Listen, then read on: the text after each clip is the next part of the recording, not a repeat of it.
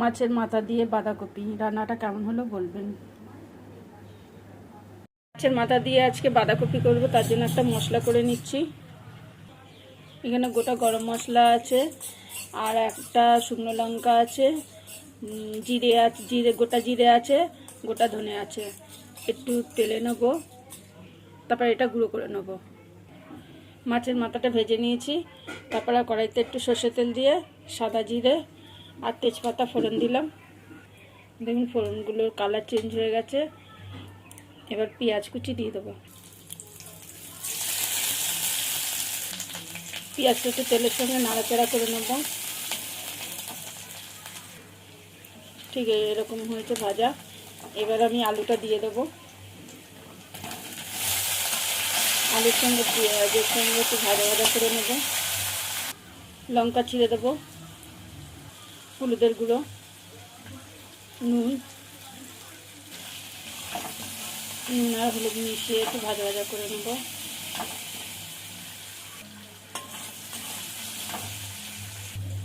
আলুটা ঠিক এরকম ভাজা ভাজা হয়ে গেছে দেখুন। এবারে আদা বাটাটা দিয়ে দেবো। আদাটা দিয়ে একটু কষিয়ে নেব, সেটা কাঁচা গন্ধটা চলে যায়। এবার মাছের মাথাটা যে ভেজে রেখেছিলাম সেটা দিয়ে দেবো। মাছের মাথাটাকে ভেঙে ভেঙে দিয়েছি।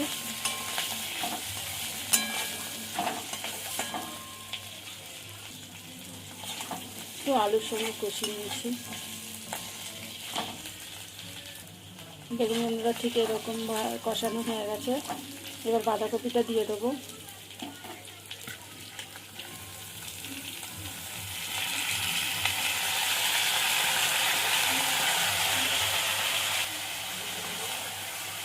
বাঁধাকপিটা মিশিয়ে নেব মাছের মাথার সঙ্গে, আলুর সঙ্গে।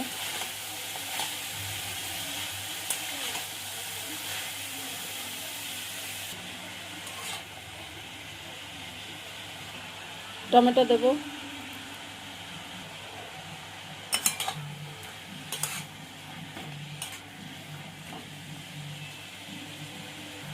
নুন দেবো, নুনটা আপনাদের স্বাদ অনুযায়ী দেবেন।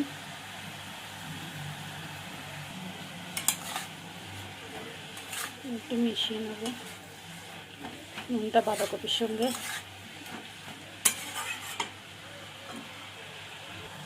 অল্প একটু জল দেবো, কেন বাঁধাকপিটা সেদ্ধ হবে। এই দেখুন বন্ধুরা, ঠিক এতটা জল দিয়েছি। এবার ফুটতে দেবো। একটু নাড়াচাড়া দিয়ে নেবো। এবার যে ভেজে রেখেছিলাম মশলাটা সেটা বেটে নেবো। একটু চিনি দেবো।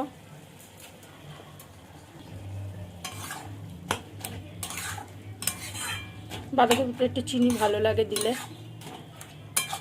একটু মিষ্টি মিষ্টি ঝাল ঝাল হবে।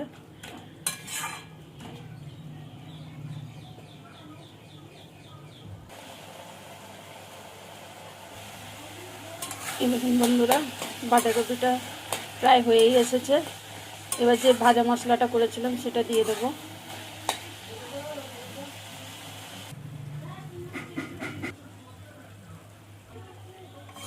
বাঁধাকপির সঙ্গে মিশিয়ে নেব মশলাটা।